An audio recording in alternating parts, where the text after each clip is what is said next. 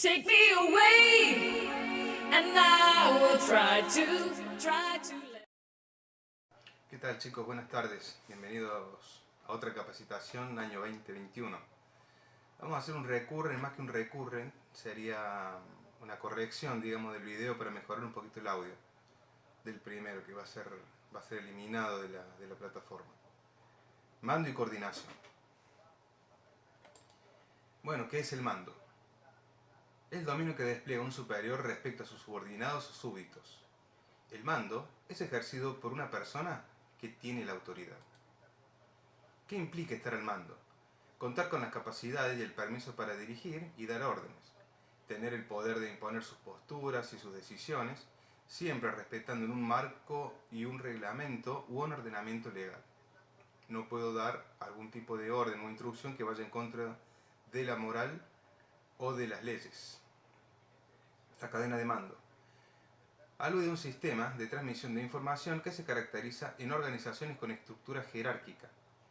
Las órdenes se imparten desde la cúspide de la pirámide y llegan hasta la base.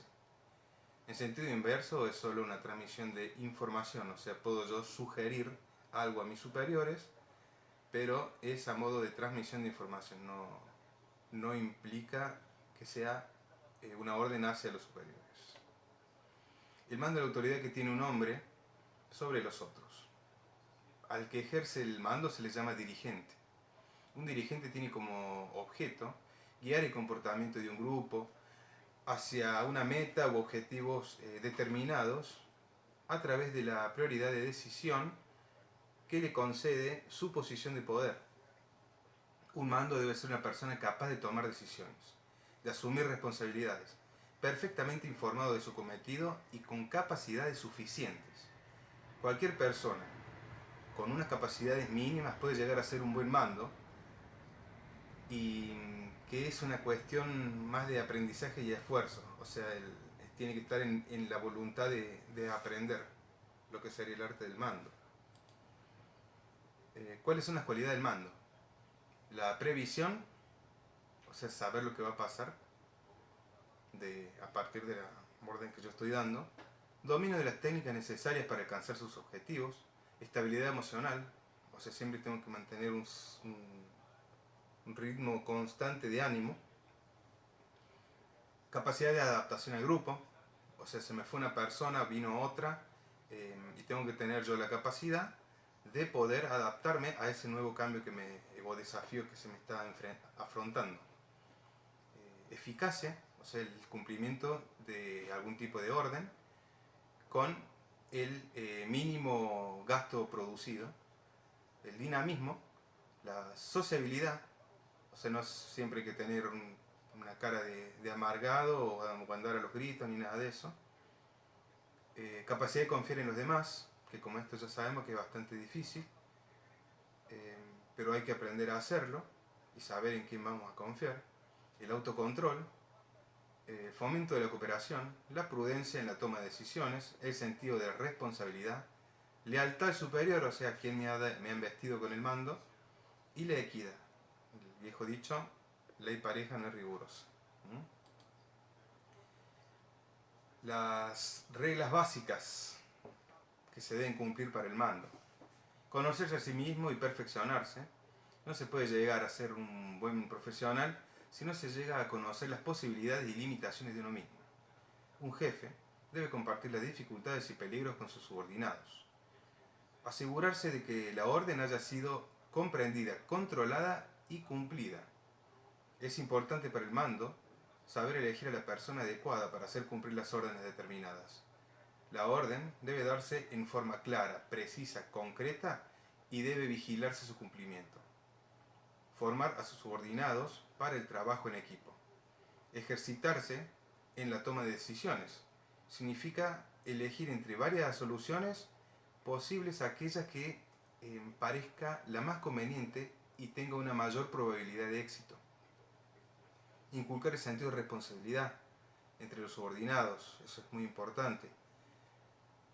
Con ello se consigue una colaboración seria y sincera. Impartir los cometidos según las aptitudes y personalidades.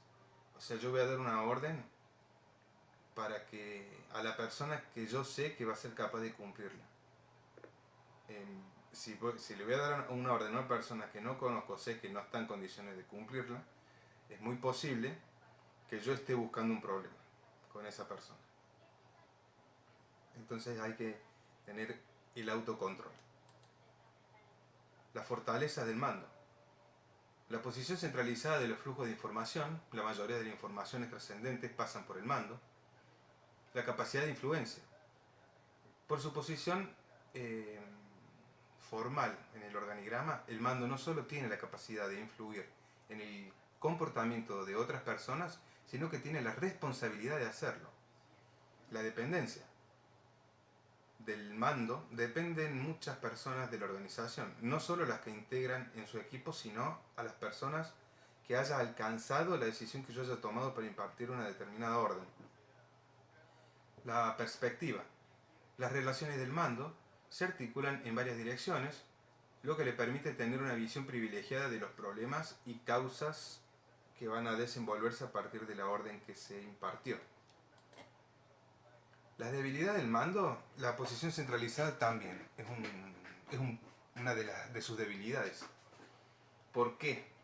Así como en la parte anterior teníamos una posición privilegiada por la información que manejamos, en los flujos de información pueden derivar en exceso de datos, la información trascendente a veces se pierde con lo que yo realmente quería hacer. Al final, como tengo tanta información o son tantas las órdenes que impartí, no se cumplió nada de lo que yo quería, de lo que fue la información trascendental. Los datos que llegan sin interpretar y el mando debe traducir a un lenguaje operativo. Por ahí es difícil impartir alguna instrucción con personas que no manejan el mismo lenguaje, ya sea el lenguaje verbal o el lenguaje técnico. Después tenemos la saturación por petición de información constantes al mando. O sea, a mí me imparten una orden, yo la empiezo a cumplir, pero mi mando me está empezando a preguntar no solamente de la información o de la actividad que yo empecé a hacer, sino de otras cosas más. Entonces yo ya me voy desviando. Bueno, la capacidad de influencia del mando se ve limitada en situaciones como la disminución del poder formal del mando. Algunos mandos infravaloran su poder y otros lo supravaloran, lo que lleva a comportamientos de marionetas o tiranos. La dependencia de la que goza el mando no siempre es positiva ni tampoco real. Algunos mandos creen que esta dependencia les hace imprescindible. Si no se tiene claro lo que es la dependencia, se puede acabar por creer que uno es responsable del trabajo de todos los demás. La perspectiva de la que goza el mando también puede tener su punto débil. Y es que su perspectiva no deja de ser una pequeña parcela en la organización. Y se corre el riesgo de interpretar todo lo que ocurre alrededor a través de lo que ocurre en su área. O sea, se van a pensar que todo lo que el desenvolvimiento de otras tareas están influyendo en mi área, cada uno a su tarea. Es importante saber cuáles son nuestras limitaciones. Los errores del mando. No se comunica claramente con su equipo, no predica con el ejemplo, también bastante difícil. No sabe delegar, no motiva a los operadores, no fomenta el potencial de sus subordinados, no siente empatía con quienes trabaja, no tolera los errores en el ambiente, no deja claras cuáles son las metas y expectativas, no es auténtico, o sea, no cree él en la orden que está impartiendo, ni mira sus propios errores. Cree que todo lo que él hace es perfecto.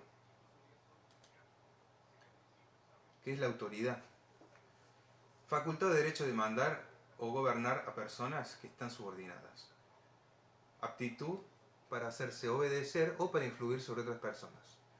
Crédito de la persona cuya opinión sobre cierta materia o actividad es respetada y tenida en cuenta debido a su alto grado de conocimiento o dominio sobre las mismas.